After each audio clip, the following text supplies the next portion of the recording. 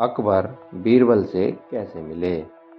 एक बार बादशाह अकबर अपने कुछ सिपाहियों को लेकर शिकार के लिए निकले। शिकार करते करते वे सभी वन में बहुत आगे निकल आए और रास्ता भूल गए।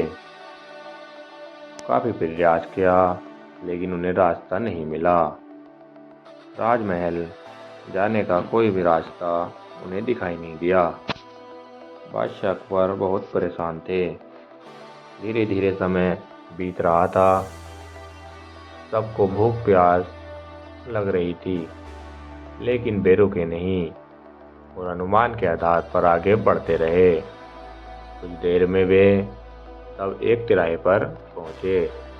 उन्हें उम्मीद थी कि वहां से एक रास्ता अवश्य महल को जाएगा, लेकिन कौन सा ये पता करना आवश्यक था। आसपास कोई ऐसा व्यक्ति दिखाई नहीं पड़ रहा था जिससे रास्ता पूछा जा सके।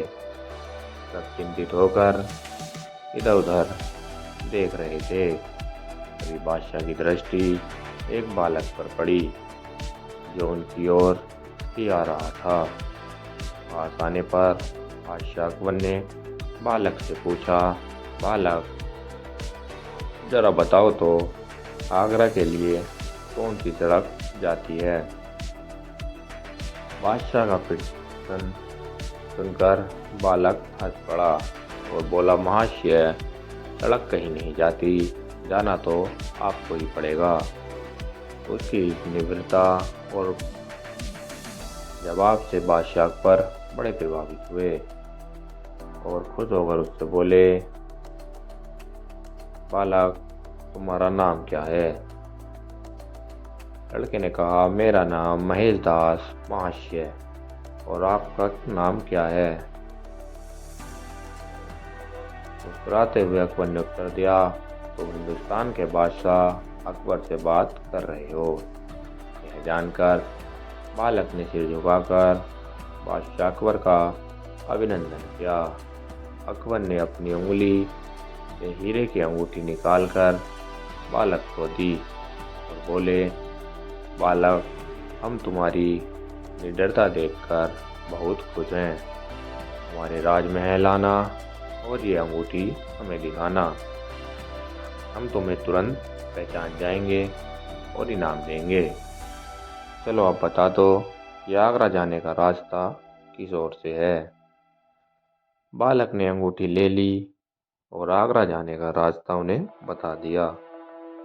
समय बीतता गया और महेश दास बड़ा हो गया। एक दिन उसने बादशाह से मिलने उनके राजमहल जाने का विचार किया और उनकी दी गई अंगूठी को लेकर अपने घर से निकल पड़ा। राजमहल पहुंचकर वह हैरान रह गया। कीमती पत्थरों से निर्मित और बेहतरीन नक्काशी से सज्जित आलीशान राजमहल देखकर उसकी आंखें पटी की पटी रह गईं। कुछ देर राजमहल को निहारने के बाद जब वह अंदर जाने को हुआ तो द्वार पर खड़े दरबार ने उसे रोक दिया। ऐसा कैसे अंदर चले जा रहे हो। बादशाह अकबर के द्वारा दी गई अंगूठी को दिखाते हुए महेशदास दरबार से बोला, महाशय मुझे जहाँ पनाह से मिलना है। दरबार उसे राजमहल में प्रवेश देने के लिए राजी हो गया, किंतु इस शर्त पर कि बादशाह से जो भी इनाम मिलेगा उसका आधा हिस्सा वो मुझे देगा। बीरबल ने शर्त मान ली।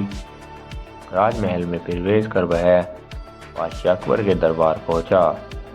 बादशाह सलामत को सलाम करने के बाद उसने उन्हें अंगूठी दिखाई, जिसे पहचान कर बादशाह बोले, अरे तुम तो वही बालक हो जिसने हमें रास्ता बताया था।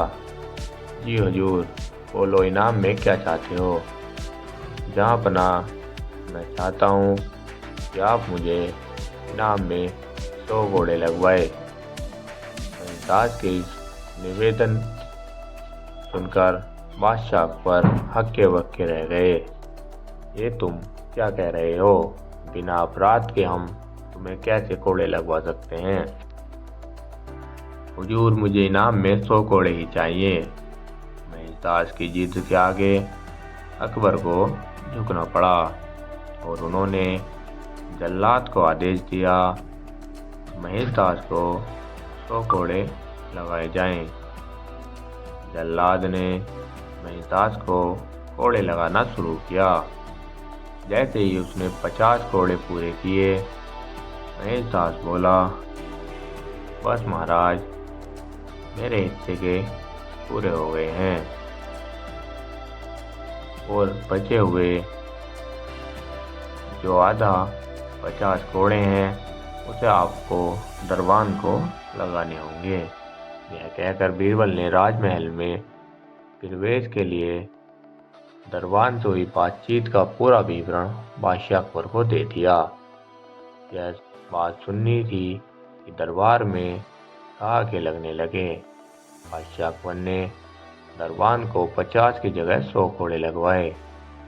महेशदास की बुद्धिमानी को देखते हुए उन्होंने कहा, महेश, अपनी बुद्धिमानी के कारण आज से तुम्हें बीरबल कहलाओगे और अपने नवरत्नों में से सम्मानित करते हुए उसे अपना मुख्य सलाहकार नियुक्त कर लिया।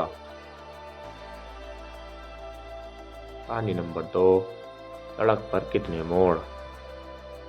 फारस के शहंशाह और बादशाह अकबर गहरे मित्र थे। अकबर पत्र में एक दूसरे का हाल चाल पूछते रहते थे।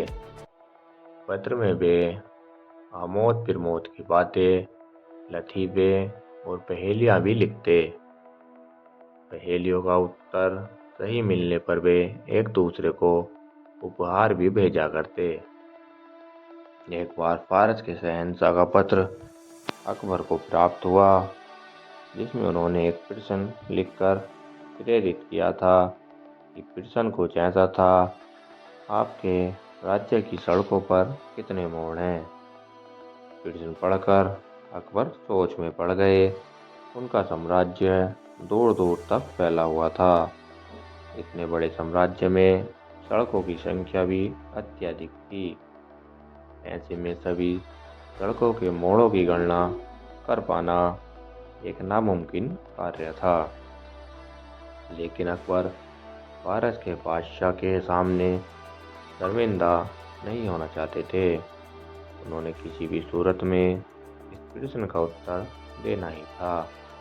उन्होंने टोडरमल को बुलाया और कहा, टोडरमल, तुम अभी तुरंत कुछ सैनिकों को लेकर निकल जाओ। तुम्हें हमारे पूरे राज्य की सड़कों के मोड़ों की गणना करनी है। किसी भी सूरत में हमें यह काम पूरा करके दो। टोडरमल कुछ सैनिकों को लेकर तुरंत निकल गया, लेकिन कई दिन बीत जाने के बाद भी नहीं लौटा।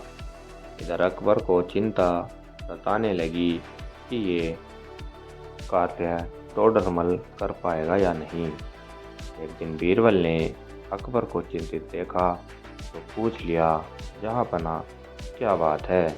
आप बड़े चिंतित लग रहे हैं।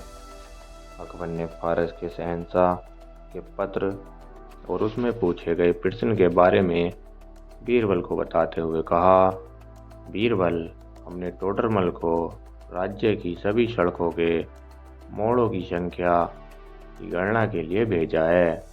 हमें उसकी ही प्रतीक्षा है। साथ ही ये चिंता भी है कि वो यह काम पूरा करके लौटेगा या नहीं। फारस के शहंशाह के पूछे गए प्रश्न को जानकर बीरबल मुस्कुरा उठा और बोला, जहाँपना, इस आसान से प्रश्न के लिए आपको टोडरमल को कहीं भी भेजने की आवश्यकता नहीं थी। मैं तो यहीं खड़े खड़े ये बता सकता हूँ कि आपके राज्य की सड़कों पर कितने मोड़ हैं। यहाँ तक कि ये भी बता सकता हूँ कि पूरी दुनिया की सड़कों में कितने मोड़ हैं। बीरबल तुम बिना गणना किए हमारे राज्य और दुनिया की सड़कों के मोड़ों की के बारे में कैसे बता सकते हो? बीरबल बोला, जहाँपना, दुनिया की हर एक सड़क पर दो ही मोड़ होते हैं, एक दायां और एक बायां। आप दुनिया में कहीं भी चले जाओ, हमेशा दायां या बायां ही मोड़ होता है। अकबर बीरबल की बात सुनकर बहुत खुश हुए, क्योंकि उन्हें फारस के राजा का प्रश्न का जवाब मिल चुका था। अकबर ने पत्र लिखवाया और उसमें अपना जवाब लिख दिया और फारस के बादशाह को वह पत्र भेज दिया। अकबर बीरबल से प्रसन्न हुए और बदले में बीरबल को 100 सोने के सिक्के इनाम में दिए और बीरबल का धन्यवाद करा। दोस्तों, अगर आपको यह वीडियो अच्छी लगी हो तो वीडियो को लाइक कर दें और चैनल को सब्सक्राइब कर दें। धन्यवाद।